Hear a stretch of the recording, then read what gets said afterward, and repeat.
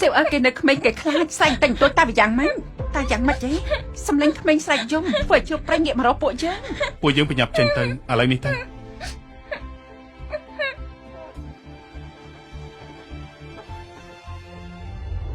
និយាយស្រួលមិនស្ដាប់អូប្រុសទី2ពួកឯងនឹងត្រូវជ្រុះព្រៃស៊ី ឈីមីងពួកយើងត្រូវនៅទីនេះពិតមែនទេហើយចោះជ្រុកព្រៃនោះតែវាត្រឡប់មកវិញទេ កុំបារម្ភមើលទៅពេលវេលាកន្លងផុតជួយទៅហើយអ្នកគ្រប់គ្រងលូច្បាស់ជាមិនជុំមនុស្សម្រាប់ពួកយើងមិនហើយម៉ាក់មិនមែនថាសៀអជាផ្កាយសំណាងទេមាននឹងការពារពួកយើងច្បាស់ជាមិនអីទេពិតជារកឃើញមែនចាប់ទៅអរគុណអញហើយ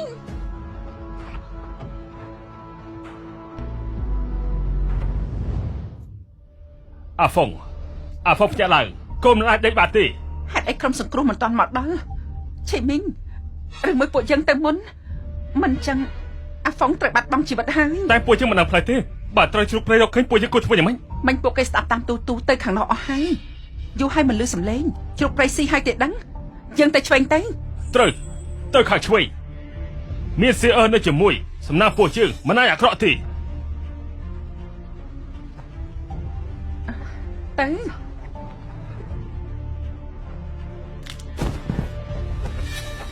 មិនអីទេ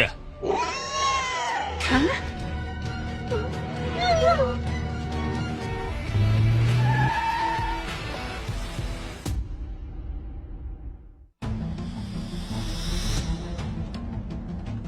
ឡើងមកឲ្យលឿនមកលឿនឡើងលឿនអាហ្វុងឆាប់បានសំទោសគ្រួសារនៅចាំនៅទីនេះហើយអាហ្វុងណែកុំបារម្ភបកលអគ្រូពេទ្យទៅគឺបានហើយឈីមីងអាហ្វុងគេពិតជាកុំបារម្ភអាហ្វុងមានលៀបសំណាងធំច្បាស់ជាមិនអីទេប៉ានេះប៉ាមកដល់របៀបណាឯងធ្វើជាឪពុកគេយ៉ាងម៉េចកូនចេញទៅសិតតែល្អមកវិញស្រាប់តែចូលមន្ទីរពេទ្យហើយឯងឃើញទេប៉ាមិនអាចបន្ទោសឈីមីងទេបើចង់បន្ទោសប្អូនទី2បើគេមិនដដែលតំបន់យិនសិនដែលពួកយើងបានរកឃើញយើងក៏មិនទៅកន្លែងផ្សេងហើយក៏មិនបានជួបជ្រុកព្រៃនៅពេលនោះដែរបងថ្លៃឆ្លាតពេកហើយបើមិនមែននាងយាកត្រឡប់ទៅជួយទេពេលនេះពួកបងគឺត្រូវជ្រុកព្រៃស៊ីអស់ហើយបងថ្លៃចង់ឲ្យខ្ញុំបើកកាមេរ៉ានៅក្នុងឡានឲ្យមើលទេ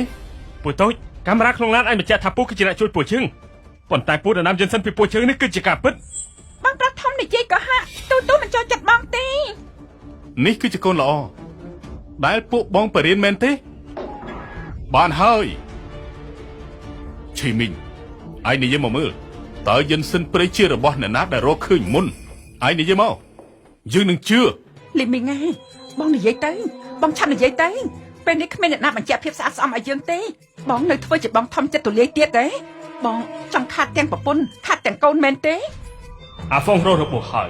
ខ្ញុំមិនអាចបាត់បង់ភាគហ៊ុននៅក្រុមហ៊ុនផលិតថ្នាំទៀតទេប៉ាគឺលៀនជាដណ្ដើមយិនសិនព្រៃពីពួកយើងប៉ាគឺលៀនជាដណ្ដើមយិនសិនព្រៃពីពួកយើងបើអញ្ចឹងភាគហ៊ុនរោងចក្រផលិតថ្នាំជារបស់ឯងហើយឯងយកចុះ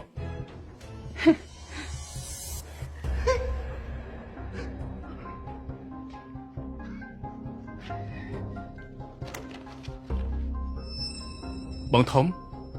បងគិតឲ្យច្បាស់បើសិនជាបងចុះហត្ថលេខាលើកិច្ចព្រមព្រៀងនេះហើយរោងចក្រផលិតថ្នាំនឹងត្រូវបែកពីក្រុមហ៊ុនស៊ីវទាំងស្រុងបងទទួលខុសត្រូវតែម្នាក់ឯងចំណេញខាតតែម្នាក់ឯងណា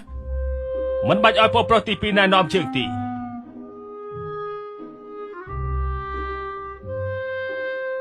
អរគុណហើយប៉ាបានចុះហត្ថលេខាហើយរឿងយិនសិនព្រៃគឺត្រូវតែផ្គត់ផ្គង់មិនបែបទេចង់បានន័យថាម៉េចម្សិលមិញនេះយើងជីកយិនសិនព្រៃសរុប120ដើមនៅក្នុងឃ្លាំងរោងចក្រមាន670ដើមសរុប790ដើមតាមកិច្ចសន្យារោងចក្រផលិតថ្នាំត្រូវផ្គត់ផ្គង់យិនសិនព្រៃ1000ដើមនៅសល់ពេលមិនដល់5ម៉ោងទៀតទេដល់ពេលកំណត់ហើយបងត្រូវរកវិធីប្រមូលយិនសិនព្រៃយកមកឲ្យក្រុងដល់ពេលមិនអាចផ្គត់ផ្គង់បាននឹងត្រូវបង់សំណង50លាន ពួកឯងធ្វើបាបយើង ពួកលោកសាញ់ញាតិអ្នកជំងឺមែនទេណា លោកគ្រូពេទ្យកូនខ្ញុំយ៉ាងម៉េចហើយ របួសដៃគ្មានបញ្ហាអ្វីធ្ងន់ធ្ងរទេតាមការពិនិត្យជីពចរគឺដំណើរការធម្មតាប៉ុន្តែយើងប្រើគ្រប់វិធីហើយគេនៅតែមិនមានសញ្ញាណាមួយដែលអាចភ្ញាក់ឡើងវិញបាននោះទេ ស្អីគេ សម្រាប់មិនដឹងខ្លួនចឹង